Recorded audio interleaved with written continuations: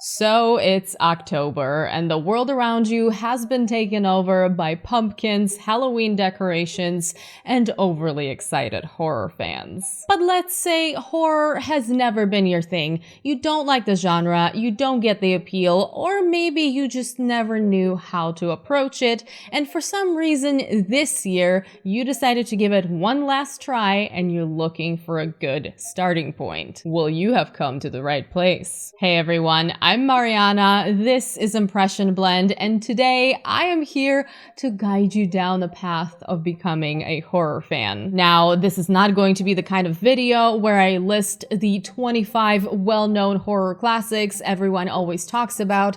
I am not here to give you homework. Don't get me wrong, classics are great, and I will mention a few in specific context, but what I'm actually interested in is solving a few common issues people have when it comes to the horror genre. Whatever it is that has been stopping you from exploring horror before, I have recommendations for you that I think can change your mind.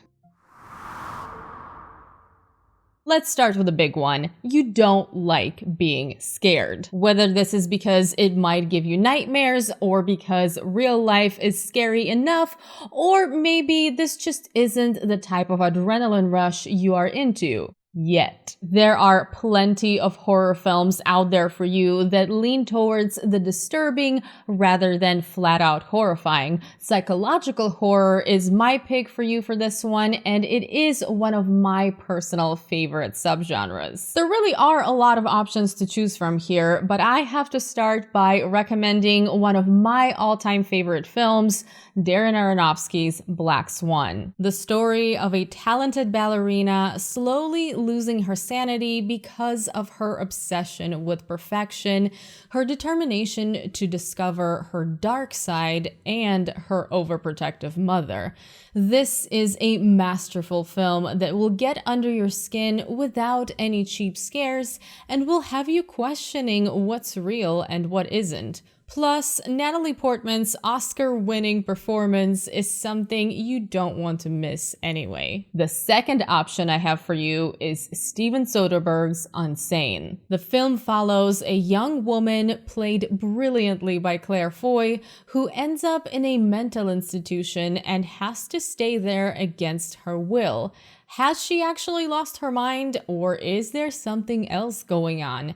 Is there a stalker involved, or is the lead character suffering from some serious issues? The film is a well-paced, thrilling ride, and for an extra layer of grittiness, the entire thing is shot on the iPhone 7 Plus. Finally, if you're interested in taking the more classic route, you just cannot go wrong with The Silence of the Lambs. A student from the FBI's academy is pulled from her training to help with an ongoing pursuit of a serial killer.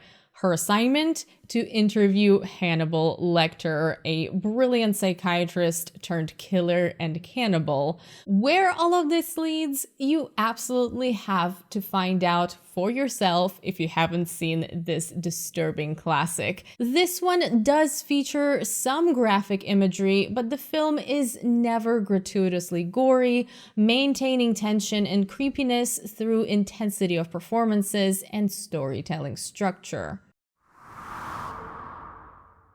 On the completely opposite side of the spectrum, there are plenty of people out there who just don't find horror to be effectively scary. For some, this is just a case of the circumstances or the actions of characters being unrealistic.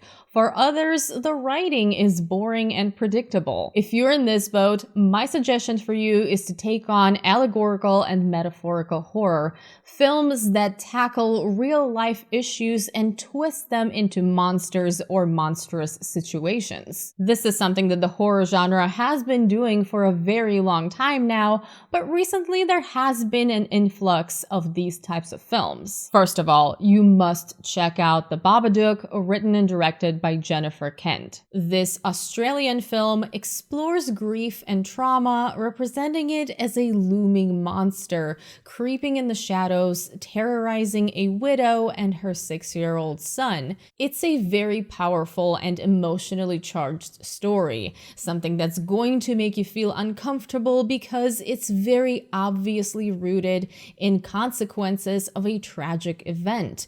Plus, I don't care how tough you are, the monster design is undeniably creepy. Second, I really think that Jordan Peele's Get Out is one of the best recent examples of this subgenre. A young woman brings her African-American boyfriend to meet her family, and while they certainly seem friendly, the interactions just feel off. As the film progresses, the social commentary on racism and the sharp satire become more and more obvious. So what we end up with is a smart, effective, thought-provoking, and entertaining horror mystery that's easily one of the best horror films of the past decade. Finally, you didn't think that I was going to leave Ari Aster of this list, did you? While I would certainly consider Hereditary to be a must-watch for anyone looking to explore the horror genre, it is one of my personal favorites. For this particular category, I'm actually going with Midsommar. Just like The Babadook, the film meditates on grief and loss, but with the added layer of an unsatisfying relationship and with a creepy pagan cult instead of a monster. It's a wonderfully strange time, with most of the film being set in broad daylight during a midsummer festival in Sweden. This is absolutely not the film for someone interested in cheap thrills and boo scares. This is, as Ari Aster himself describes it, a breakup movie dressed in the clothes of a folk horror film. Listen, I completely understand and relate to this complaint. A lot of you already know I am always looking for character development and depth in films. I'm someone who is much more likely to forgive a flawed plot than flat characters, and I am 100% behind the idea that a story is only as good as its villain. But let's face it, character depth is not something mainstream horror is famous for.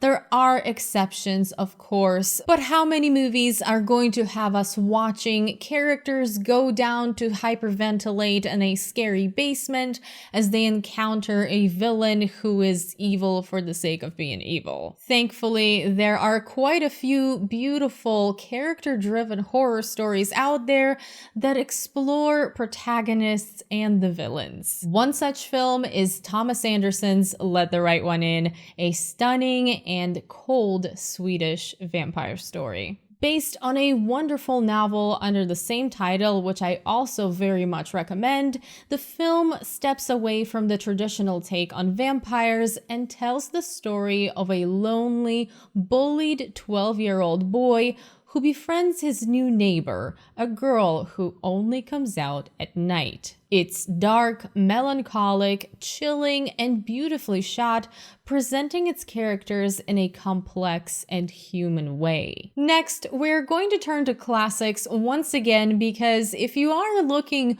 for an iconic character that turns into a terrifying villain, I just have to talk about Stanley Kubrick's The Shining. You knew this one was coming because not many other characters descend into madness as memorably as Jack Torrance, particularly when we're talking about Jack Nicholson's unforgettable performance. Maybe the hotel's caretaker carried the madness in him from the very beginning, but one thing is clear. He goes from questionable to bad to even worse and brings us some of the most iconic scenes in horror film history. For my third pick, I am actually going with another classic and another Stephen King adaptation. I'm talking about Misery. While most people would love to be appreciated and maybe even admired for their work, I don't think anyone wants to have a fan like Annie Wilkes, even if she is your #1 fan. A famous novelist is rescued from a car crash by a nurse who loves his books. She claims she's going to help him recover and take good care of him, but what happens when she finds out he is killing off her favorite character? I just realized all 3 of these horror films are set in winter, which makes sense because winter horror is a special type of horror that I love. But maybe there is some connection between staying indoors because of the cold and exploring character depth as well as personal darkness.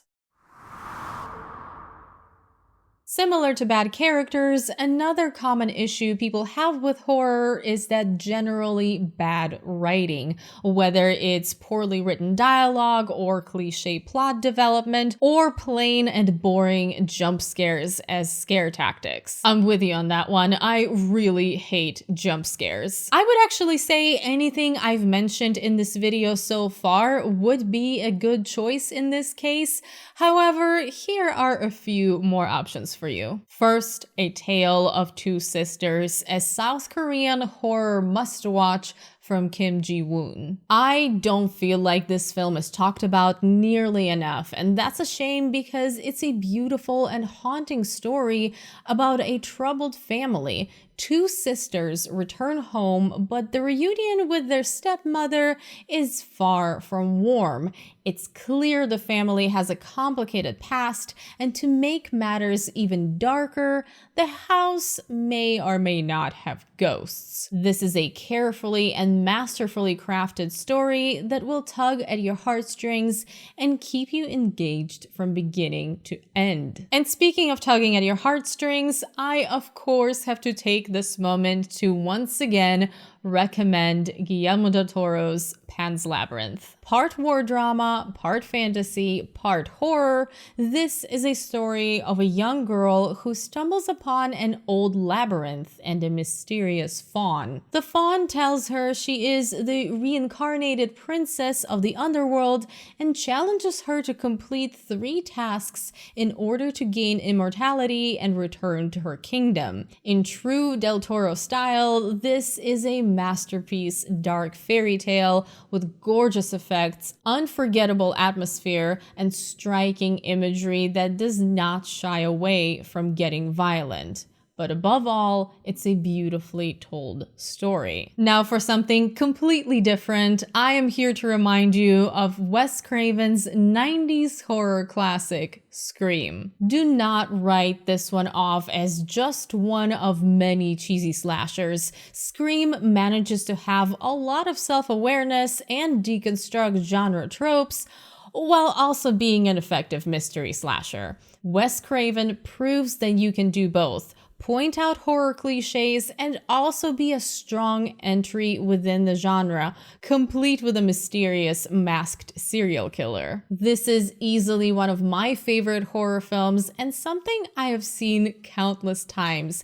It's smart, spooky, iconic, and undeniably entertaining.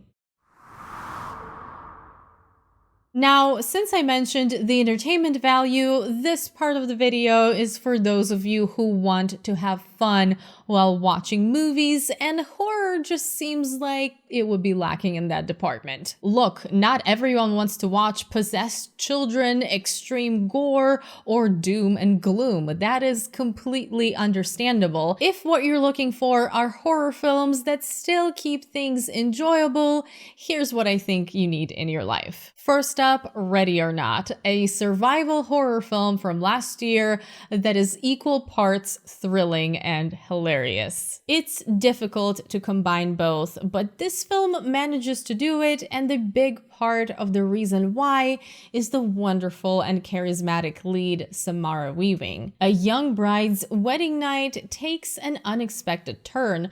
The rich family she marries into has a bizarre initiation tradition of playing playing a randomly selected game as a family. Our girl happens to pull the wrong card because the innocent game of hide and seek has much higher stakes in this case. Suddenly, she has to fight to survive the night. If action is more your thing and you somehow still haven't watched Train to Busan, well, this is your reminder and this is your chance. I'll be the first one to admit, zombie horror is a pretty tired subgenre and I am not the biggest fan of it, but I'm here to tell you Train to Busan is an exceptional film and easily one of the best zombie movies ever made. You have people stuck on a train with a bunch of zombies and they have to get creative with their survival tactics because these are not your lethargic zombies shuffling around. They're fast, they're aggressive, and if you get bitten, you turn pretty much right away. On top of that, the film features a compelling father-daughter story, plenty of memorable characters, and a surprising amount of character development. Finally, for my third suggestion, I am going with Andy Muschietti's It from 2017. This is exactly the type of mainstream horror we need more of. It's well-paced, it has characters you want to root for, it has an incredibly memorable villain, it has humor, it has darkness, and it's very rewatchable. I don't think I need to tell you who Pennywise the Dancing Clown is or about the group of friends who are trying to fight him off as he tries to prey on their fears. Yes, it does have a few of those traditional horror things and jump scares, but they are actually used very well here, and if you're looking to introduce yourself to horror in an entertaining way, this is a great place to start. Lastly, some closing thoughts on the topic. All of this being said, please remember that what you should start watching horror with is whatever seems interesting to you. If you want to dive into classics and see what the buzz has been about for decades, go for it. Pick the ones that seem interesting to you. We all know the list of horror staples that are considered classics at this point, and I did mention a few of those in this video. But if you just want to watch something all of your friends are talking about, something popular, or something with your favorite actor in it, or something that you liked the poster for, just do that. There are so many films out there for you to discover, and if something does spark your interest, just watch that. Don't put it off and go watch something that somebody on the internet put on their horror must-watch list. All I'm trying to do here is give you a point of reference and hopefully help you discover something that you will love. But ultimately, I think you should pick whatever seems interesting to you. There are quite a few of my personal favorites that I did not include on this list, and that is simply because I don't think they would be a good starting point for someone who's just getting into the genre. But I do have a video from last year going over my Blu-ray collection of horror movies and thrillers. So if you're interested in where I'm coming from and what my personal tastes are like, you should definitely check that one out if you haven't. But that's it for this video. I am going to be doing quite a few horror-related videos this month. It is October after all, and we all know how much I love Halloween. So stay tuned for that. Let me know what horror movies you're watching this month, and as always, thank you so much for watching this video. I hope you enjoyed it. A big thank you to my patrons who are currently supporting me on Patreon, with an extra special thank you to the patrons whose names are on the screen right now. But of course, overall, I appreciate every single one of you who made it to the end of this video. If you enjoyed the video, which I hope you did, please don't forget to give it a thumbs up, share it, subscribe to my channel if you haven't already, turn on notifications, follow me on social media. You know all the things that you should do. I hope you're having a wonderful day, and I will see you very soon in my next video. Bye!